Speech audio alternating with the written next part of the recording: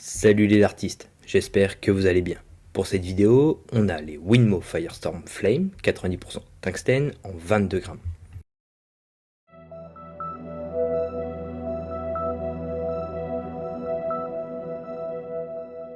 On commence avec l'avant de la boîte, avec pas mal d'informations. En haut, la marque, le logo et le nom du modèle.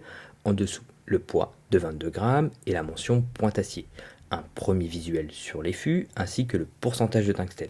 La mention prisme technologie pour les tiges, alors que l'on peut apercevoir des tiges Vecta en dessous. Puis en bas, de nouveau la marque. Sur l'arrière, on retrouve en haut la marque et le nom du modèle, puis le fût en détail avec ses différentes caractéristiques, le pourcentage de tungstène, la précision du fraisage pour le grip, le revêtement des fûts, ainsi que l'approximation de poids de 0,05 g pour chaque fût. À l'intérieur, dans une coque en mousse, on retrouve les 3 fûts Firestorm Flame, 3 tiges Vecta noires taille courte, 3 ailettes standard Winmo 100 microns, ainsi qu'un protège-pointe Winmo. Le fût mesure 50,8 mm de long pour 6,55 mm de diamètre, avec un très beau dégradé de couleur sur le fût, ce qui lui donne un bel aspect esthétique. Les fléchettes ont un fût droit, un nez court et rond, avec un grip uniforme sur l'ensemble du fût, composé d'anneaux simples alternés par des anneaux plus larges, puis à la fin une partie lisse avec le logo Winmo.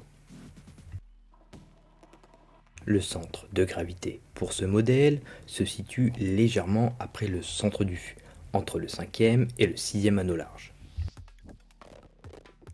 Un 5 sur 10 pour le grip. Les anneaux larges sont assez plats, ça manque un peu de profondeur dans le fraisage des anneaux, ce qui rend les fûts moins adhérents lors de la prise en main. L'esthétique des fléchettes, avec ce look agressif, laisse imaginer un grip intense, mais la sensation d'accroche au bout des doigts est plutôt faible.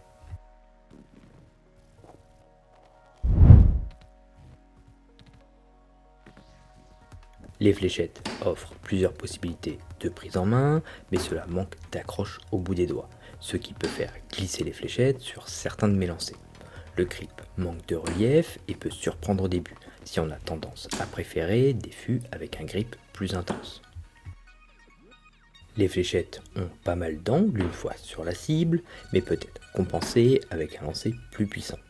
Mais j'ai quand même dû adapter mon lancer en augmentant la puissance, ce qui me fait perdre un peu en précision. Les fléchettes sont plutôt denses au lancer, c'est-à-dire qu'elles font lourdes alors qu'elles ne font que 22 grammes et donnent le ressenti de jouer plutôt avec du 24 grammes.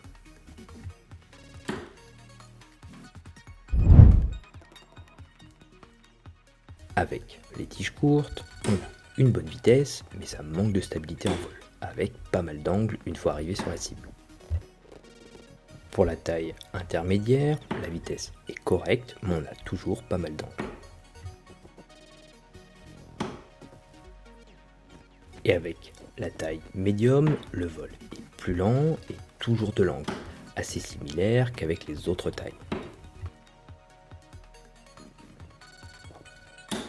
Pour les ailettes de faible portance, on a un vol rapide, de temps en temps un angle plat, mais le vol n'est pas très stable, notamment avec la forme slim et poire. Dès qu'on a des ailettes d'une surface un peu plus grande, on récupère de l'angle comme avec les kites.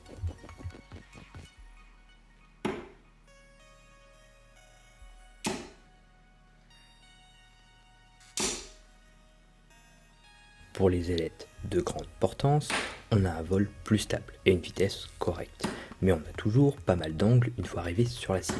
Et selon les lancers, cela peut gêner la visibilité des lancers suivants, que ce soit avec la forme standard ou les dimplex.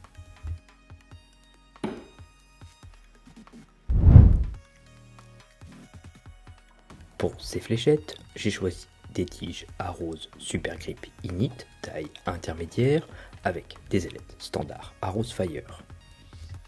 Pour résumer, des fléchettes avec un super look, avec de belles couleurs, mais demandent quelques petites spécificités pour en profiter pleinement à mon sens. D'avoir un lancer assez puissant pour ne pas avoir trop d'angles et garder une bonne visibilité pour les lancers suivants. Apprécier les grips plutôt modérés et ou avec une pince sur le fût assez forte pour avoir de l'accroche au bout des doigts. Des fléchettes qui peuvent s'adapter à plusieurs prises en main, même si une prise en main vers l'avant me paraît l'optimal pour ce modèle. Merci d'avoir regardé cette vidéo.